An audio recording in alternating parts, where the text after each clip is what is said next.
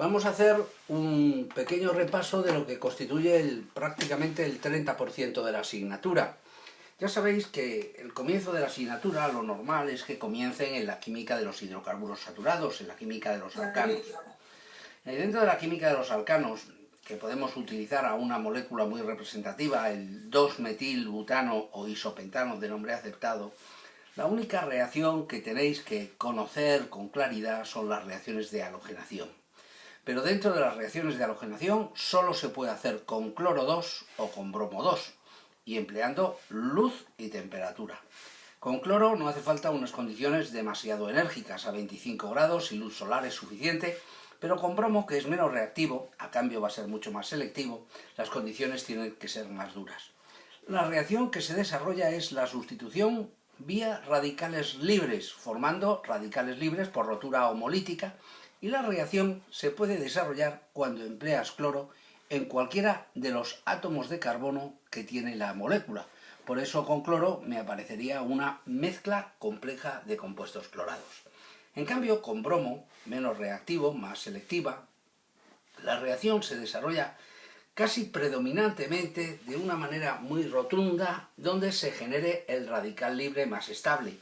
En esta molécula vemos que hay la posibilidad de formar radicales libres terciarios, secundarios o radicales libres primarios. El producto en el radical libre terciario viene a significar aproximadamente un 98% del producto. Por eso ya veréis que cuando buscamos mucha selectividad siempre empleamos el bromo para hacer esta reacción. A mí, como molécula de alcano, me gusta utilizar a la molécula de etilbenceno, que no es un alcano, pero me hace muy buen apaño para poder explicaros que esto es una posición alfa respecto a un benceno, y que ahí, si tratamos con cloro o con bromo, formaríamos un radical libre que sería resonante con los electrones del benceno. La molécula de etilbenceno viene de una de las 5 grandes líneas de reacción que hay que conocer perfectamente en la molécula de benceno. Y una vez que hemos transformado la molécula de, en este caso, el etilbenceno, ya sabéis que cumple la misión de representar a los alcanos sin serlo, bueno, pues la reacción nos lleva a la formación de la molécula de derivado halogenado.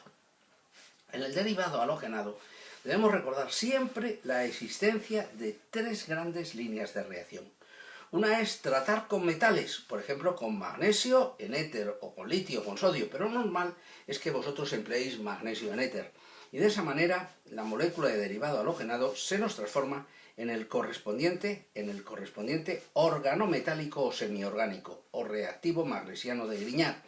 Los organometálicos o semiorgánicos son grandes nucleófilos, cadenas carbonadas nucleofílicas, y por eso se utilizan para trabajar con los electrófilos, con moléculas contrarias, como por ejemplo la molécula de formaldehído o la molécula de epóxido o la molécula de epóxido ramificado. Cuando empleáis un epóxido ramificado, como el organometálico induce un medio alcalino, la apertura del epóxido será siempre por el lado menos sustituido.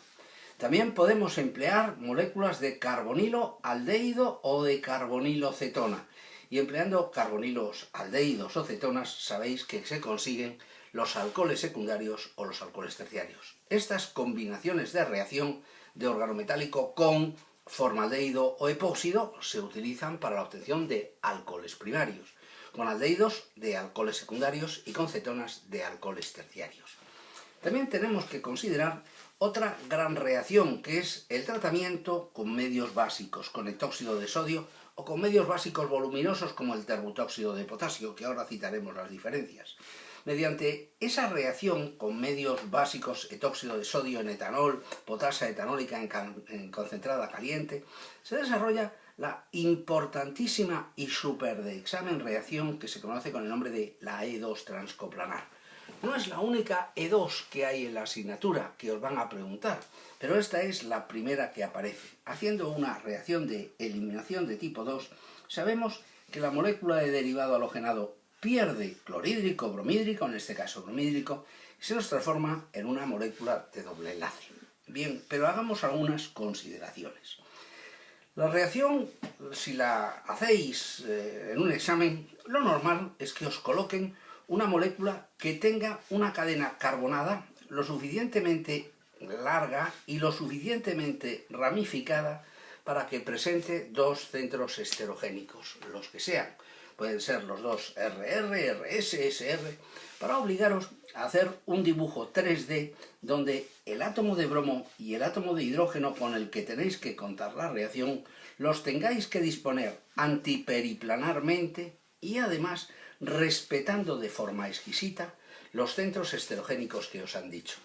También es probable que en vez de daros una figura ya en proyección de Gram o un nombre, la molécula os la den proyectada en proyección plana de Fischer. Si os la dan proyectada en proyección plana de Fischer, esto va a exigir el que conozcáis, analizar perfectamente este tipo de proyecciones y que a su vez las sepáis trasvasar, las sepáis pasar sin pestañear a una proyección tridimensional o proyección de Gram.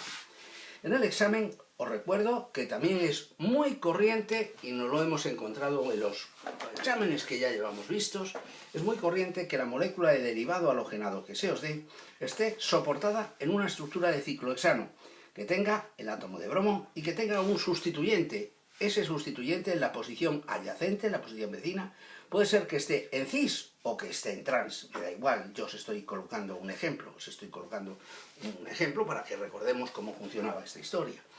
Bien, si me cae esta pregunta, nosotros tendremos que trasvasar el dibujo plano a un dibujo 3D y tendremos que demostrar que sabemos que si este bromo se encuentra hacia afuera y este metilo también se encuentra hacia afuera, pues el bromo y el metilo tendrán que ocupar un eje axial ecuatorial, ecuatorial axial, el que sea.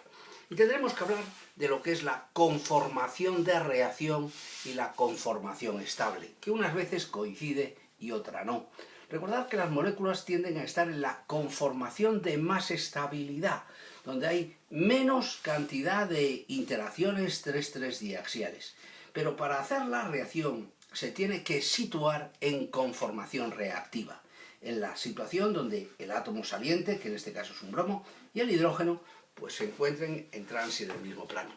A veces nos vamos a encontrar con que la molécula nos brinda varias posibilidades. Puede ser que a la hora de perder bromídrico, pudiera perder bromídrico con el hidrógeno que os estoy pintando en color verde o con el hidrógeno que os he pintado en color rojo. Va a depender, se tiende de manera normal en estas eliminaciones a formar el alqueno más sustituido, el alqueno de Zaitsev. Pero si empleáis una base voluminosa, como es el terbutóxido de potasio en alcohol terbutílico, siguiendo las instrucciones del libro del profesor Carey en la página 437-438, vamos a encontrarnos que con bases voluminosas se tiende a desarrollar más preferentemente el alqueno menos sustituido, menos ramificado. Es lo que se llama el alqueno de Hofmann. Bien, esta es la segunda línea de reacción que tenemos en los derivados halogenados, la reacción de eliminación. ¿Y cuál es la otra línea? La otra son las reacciones de sustitución. Pero las sustituciones en derivados halogenados pueden cursar por dos métodos distintos. La SN1, que atraviesa un mecanismo de carbocationes y que cuando uno forma ese carbocatión, ya sabéis que ahí puede suceder un proceso de transposición o de resonancia o de racemización, o un mecanismo bimolecular concertado donde todo sucede sincrónicamente, todo sucede simultáneamente. Cuando hacéis el mecanismo bimolecular, el mecanismo de SN2, ya sabéis que si hay un centro esterogénico, el centro esterogénico se invierte. En cambio, si hacemos una SN1 y formamos el orbital vacío, y a ese orbital vacío le podemos atacar por arriba o por abajo indistintamente, lógicamente el centro esterogénico lo que le va a suceder va a ser que se nos va a racemizar. ¿De qué depende que la reacción se haga por un mecanismo de tipo 1 o por un mecanismo de tipo 2? Pues depende del saliente, del nucleófilo, de la cadena carbonada, depende del disolvente, depende de la temperatura. Una temperatura baja favorece la SN2, una temperatura alta favorece la SN1. Si nosotros empleamos un disolvente polar prótico, como es, por ejemplo, las moléculas de agua, o las moléculas de alcohol, o las moléculas de amoníaco, o las moléculas de aminas compuestos con nitrógeno y que tengan hidrógenos, con este tipo de disolventes polares próticos, se favorece la solvatación de los iones que se generan en el carbocatión. Por tanto, cuando formas carbocationes, si el disolvente ayuda a solvatarlos, eso lo favorece. Si empleamos, en vez de esta gama de disolventes, empleamos el tetrahidrofurano, el DMF, en fin, toda esa que va por acrónimos, toda esa gama de disolventes que conocéis, el mecanismo va por la SN2. Luego depende también del nucleófilo, del saliente y de la cadena carbonada, pero eso es demasiado espeso como para desarrollarlo de manera rápida.